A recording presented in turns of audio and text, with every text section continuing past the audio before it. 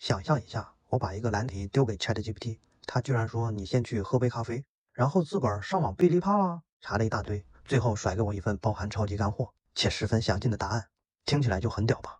没错，这就是 ChatGPT 刚上线的深入研究模式。到底有多屌？保证看完你会大呼过瘾。大家好，我是 Alex。GPT 最近又双弱卓更新到4.5版本啦，这次更新可是诚意满满，更新的绘图功能火爆全网，并且支持更长的对话内容。最硬核的是，新出了一个深入研究功能 Deep Research， 简单说就是让 ChatGPT 真正学会了上网查资料。之前咱们问 ChatGPT 问题，它秒回答，经常泛泛而谈。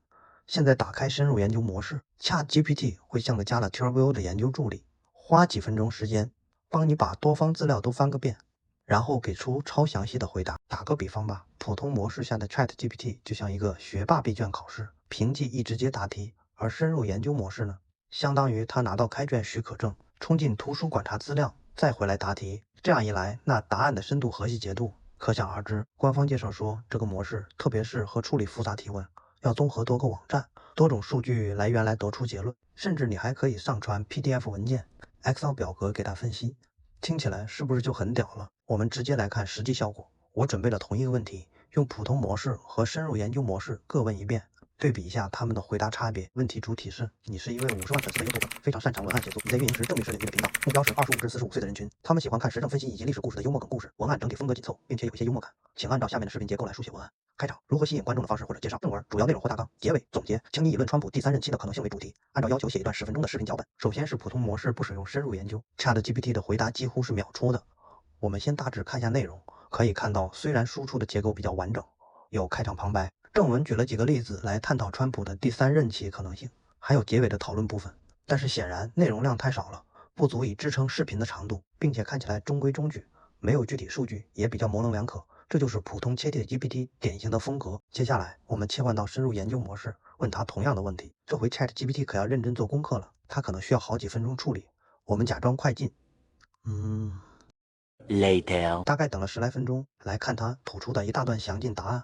我们先来看看开场。大家好，欢迎来到今天的视频。如果有一位美国总统曾经当了2届，还想要第3次入主白宫，这听起来像电视拒止排污般的剧情吧？然而，唐纳德·特朗普最近真的暗示第3个任期不是开玩笑。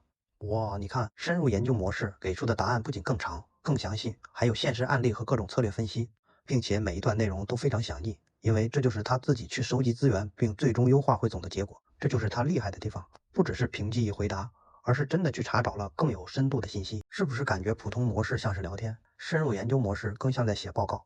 所以当你遇到简单问题，比如问个天气、查个定义，普通模式足够又快又省事。但像这种复杂的问题，开启深入研究模式，就像请来一位专业分析师帮你做功课。那么，深入研究功能究竟适合哪些场景呢？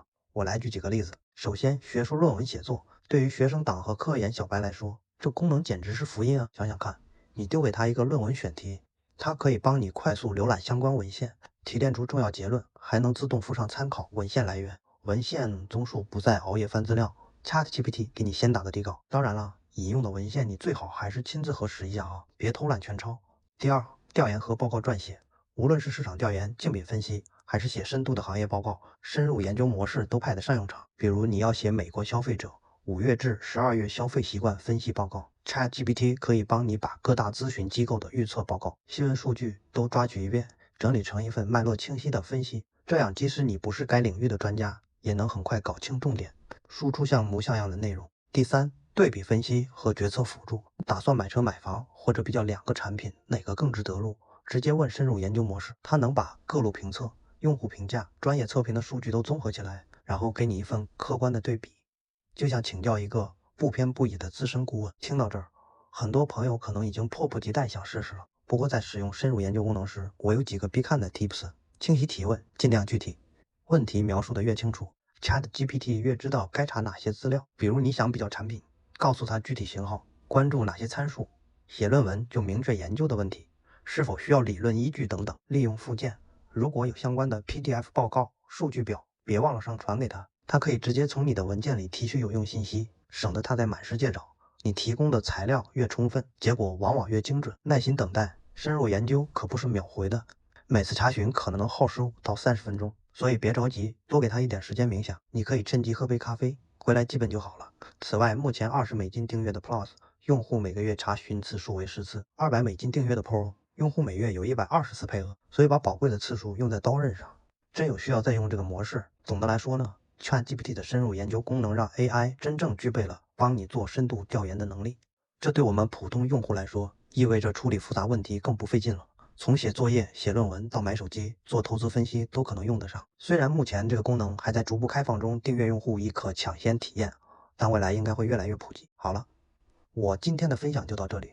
如果你觉得这个新功能有意思，点个赞支持一下，也欢迎大家订阅我的频道，获取更多 AI 新鲜玩法。有什么问题或想看的内容，尽管在评论区留言告诉我。我是 Alex，我们下期再见，拜拜。